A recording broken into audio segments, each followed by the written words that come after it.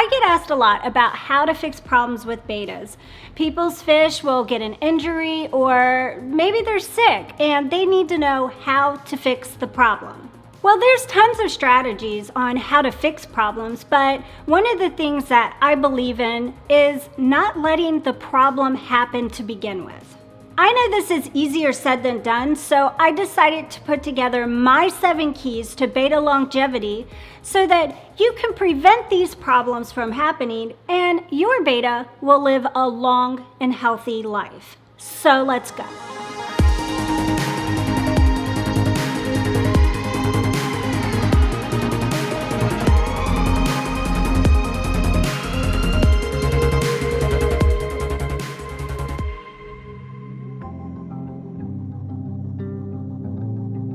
Okay, so one of the things I want to talk about before we get into this video is if you want to have your betta live a long and healthy life and have this guy or girl around for a long time, then I suggest you buy the Betta Bible. This book right here is an information source that every betta keeper should have. It's absolutely amazing and you will love it. I just want to add that we are in no way affiliated with this author or anything like that. We just really believe in this book and I take it with me everywhere I go. Now, I have to start off by confessing something. We get asked all the time by customers if we know how old our bettas are. For some reason, this question really bothers me because I have no way of really knowing how old our bettas are. But if I'm being honest with you, it's really important to know. In fact, knowing the age of the betta when you buy it is the first thing on this list you need to know so you can have a good idea of how much life you can expect to get out of them. This is why this question bothers me so much, because it's important for the customer to know this, and I just can't answer it with certainty. This isn't a problem that only we have either. This is information that's going to be difficult to get no matter who you're buying from unless you're buying from the person who actually bred them. So it's a pretty long process. When we buy our bettas, we're getting them from a transshipper who in turn is getting them from an exporter who is getting them from a fish farm in Thailand. So good luck trying to get an answer. We usually tell our customers these fish are anywhere from 2 to 4 months old. That's usually the age bettas are when farms put them up for sale, but we really can't narrow it down any farther. Anyway, even though I'm telling you how difficult it can be to get this information, I just want you to understand how important it really is. You're not really going to be able to see a difference in a fish that's 6 months old or 3 years old, so obviously it's important to at least try to find out how old the fish are when you're buying them. Unfortunately, pretty much any retailer you buy from is going to have the same answer. It's sad, but we just have no way of knowing for sure. And to anyone who's asked us this question, just understand we're not mad at you or anything like that. We're more upset with ourselves for not having a definite answer for you, because we know how important it is.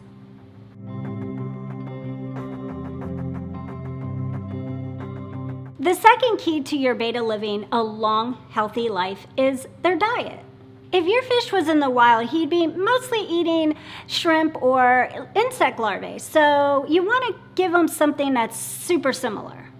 Tons of manufacturers are making specialty betta food, so this is one of the easier things on this list to keep up with. It's really not hard to find a good quality betta food, but something I want you to think about is variety. We mainly feed our bettas 3 different staple foods. Now, I'm just going to tell you they are all extreme products, and it makes perfect sense because it's what we sell on our website, so of course we're going to feed it to our own bettas. It all starts with the extreme betta pellets, and we also feed the extreme krill flakes. Sometimes the bloodworms, but that's not from extreme, and about once a week we feed the spirulina flakes. The betta pellet's main ingredient is krill, and everyone knows how good krill is. I mean, it's a main ingredient in all the brands. Obviously, the main ingredient in krill flakes is also krill. Giving them the bloodworms provides them with another protein source to mix things up a bit, and then the spirulina gives them that fiber to help them keep things moving and keep them from getting backed up. You don't have to feed the exact same food that we feed our fish. You don't even have to give them 4 different kinds of food. The key is variety. So if you're only giving them 2 kinds of food, maybe break it up a little bit and give them one in the morning and the other one in the evening. And listen, before you say it, yes, you're right. If you're feeding your beta a certain food that has all the ingredients in it that they need to survive on, they'll survive on it, yes, but will they be happy?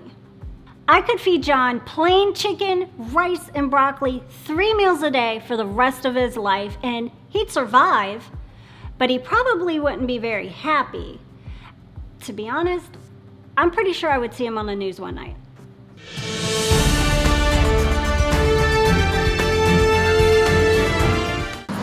Thanks, John and Lisa. I'm at the corner of 180th and May, where a man has been reported, a naked, bald man, running through traffic, throwing rocks, and screaming this weird phrase: "I don't want broccoli, rice, and chicken anymore." Well, I can't seem to disagree with him. What's that? Police have reported the man is still on the loose, and they will update us with further information. I'm Jay Wilson, KGT6 News. Back to you, John and Lisa.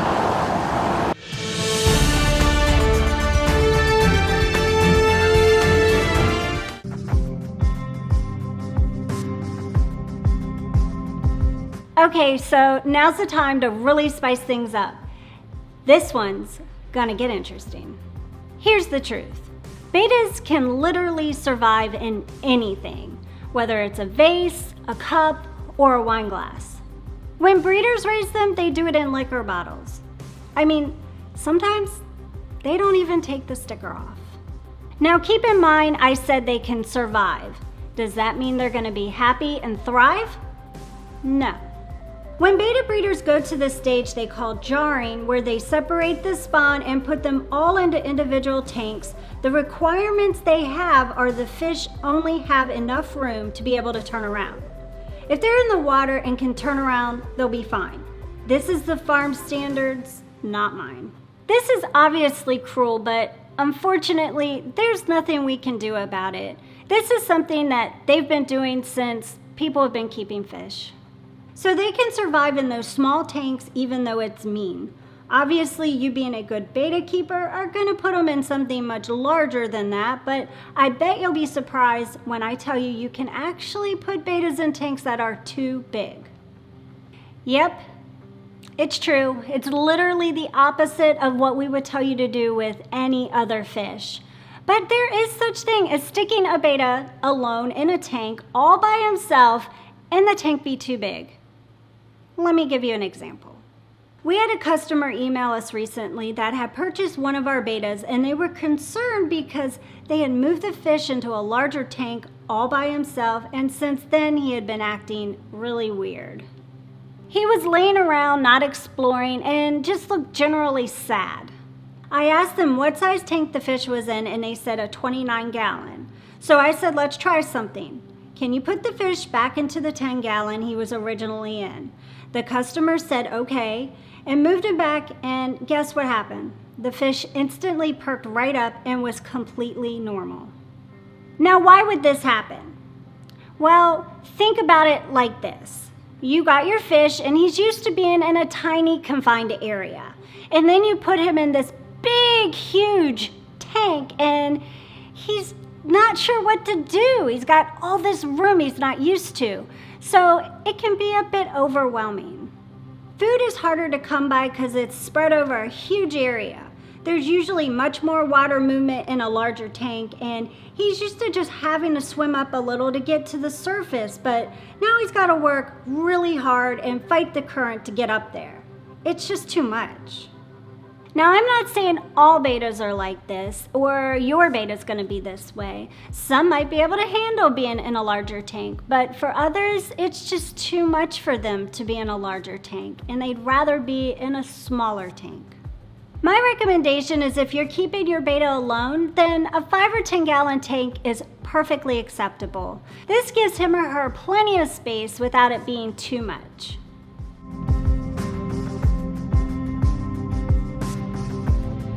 Okay, this one might sound a little obvious, but you have to think about the betta keepers who keep these fish as living decorations. Unfortunately, this is the way a lot of people look at these fish, and they feel like they're, well, dare I say, disposable. They're not spending a bunch of time like you are taking care of their betta tank, making sure the fish has the healthiest environment possible. They're just putting a little water in their vase when it gets low and throwing some flakes in there every few days. To them, it's not a pet, it's just some kind of DIY decoration that they found on Pinterest. Please understand, if I just described you, you need to completely change the way you're looking at this. This isn't a decoration, it's a pet. You went to the store and you purchased this pet, so it's now your responsibility to take care of it. You got your photos and your 12 likes to your post. Now it's time to do the right thing and take care of this fish, because he didn't pick you, you picked him. Okay, let me explain why. The level of care you give to your betta is going to have the biggest effect on the longevity of the fish. They need clean water, warmer temperatures, and a good diet. It's that simple. If you have your betta in a vase on a shelf next to your live, laugh, love picture, and all you're doing is pouring a cup of water in now and then, how long do you think he's really gonna last? I mean, okay, when you post your update picture a few months from now, do you really think people aren't gonna notice and say, hey, wasn't that betta fish red in there? So why is he blue now? I'm willing to bet you're not gonna be honest and say, well, I wasn't taking very good care of him and he died. You're probably gonna say something more like, well, he really didn't fit my color scheme, so I decided to take him back and get a blue one. Your poor husband.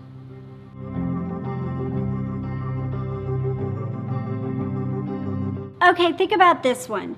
You get a pretty deep cut on your arm and you don't do anything about it. You just leave it alone. What do you think is gonna happen? It's gonna take a while to close up and you're probably gonna have a really bad scar. Most likely, it's also gonna get infected, and worst case scenario, you could get staph and die. Now, how different is it gonna be if you clean it up real good, put some Neosporin on it, and cover it up with a bandage? That cut is gonna heal much faster. You're probably not gonna have as bad of a scar, and most likely, it's not gonna get infected. Well, your betta is the same way. You can leave the injury alone and he'll more than likely be fine, but if you treat him for it, he'll heal much faster, and the whole process will be much less taxing on his system. Now, obviously, I'm not saying that you should go out and get Neosporin or a bandage and stick that on your betta. That's pretty silly. No, what I'm saying is keep your water clean, add some aquarium salt, and that should have the same effect. Medications are great to have on hand, and I've said it a million times. Clean water is the best medicine for your fish. Don't just ignore injuries, pamper that fish, get him healed up, and he'll thank you for it.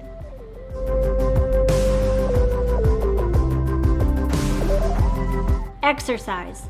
We know how important it is for us to be able to live a longer life, especially after the year we had in 2020. Well, exercise is just as important for bettas. I know what you're thinking. Come on, I mean, they're swimming around all day, they're getting plenty of exercise. Well, that's like saying, I'm awake all day and I'm breathing, so I'm burning calories. Bettas need exercise too, just like us, and believe me, it plays a vital role in their longevity. There was an experiment done at a university that put male bettas in a small container with no room for exercise, and a second group was in several gallons and exercised by the students every day. Both had clean water and a good diet. The group in larger tanks lived 9 years. The fish in smaller tanks live drastically shorter lives due to being overweight and a lack of exercise. This is straight out of the Betta Bible. I mean, I was shocked. 9 years. But now the question becomes, how do we exercise our betas? Well, it's easier than you think. If they have tank mates, they'll certainly help, but also using things like mirrors, like these adorable exercise mirrors we sell on our website. They hang from a floating ball, and when the beta sees himself, he thinks it's another beta. It's so cute. And then he wants to show off, so he'll start flaring and swimming around like he's crazy, trying to impress what he believes is another male in the tank. And the silly little fish will never figure it out. It's just so cute. But if a floating exercise mirror isn't your thing, you can also attach a mirror to the outside of the tank. Ladies, I'm sure you have some old compacts laying around. Just use one of those. It needs to be said though, you don't need to exercise your beta any more than 15 minutes a day. Any longer than that can stress your beta out. Oh, and also it works on the girls too. It's not just a guy thing. When you look at our beta room where I take care of all the betas, you might have seen all the colorful cards I have between the tanks. Well, this is why. We don't want the fish to be able to see each other all day long and get stressed out. I remove the cards for 15 to 30 minutes a day to let the fish see each other, and it has the same effect as the mirrors.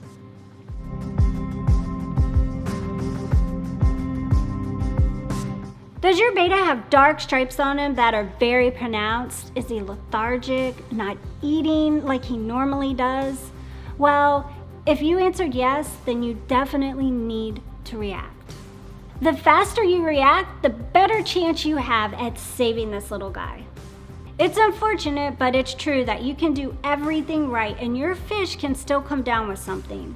It's like the stories you've heard about the guy that's the picture of health, eats completely clean and runs marathons all the time, and dropped dead at 40 of a heart attack. You just never know. But the point is, it's great to know how to treat simple ailments in your fish before they even happen. This way, when they do, you can react right away and get him through it before it grabs a hold and doesn't let go. Believe me, I could do an entire video on how to treat illnesses in betas. Wait a minute. I already did, so I'll put a link up here for you. It's better to have this knowledge and never have to use it than to have something happen and you have absolutely no clue what to do.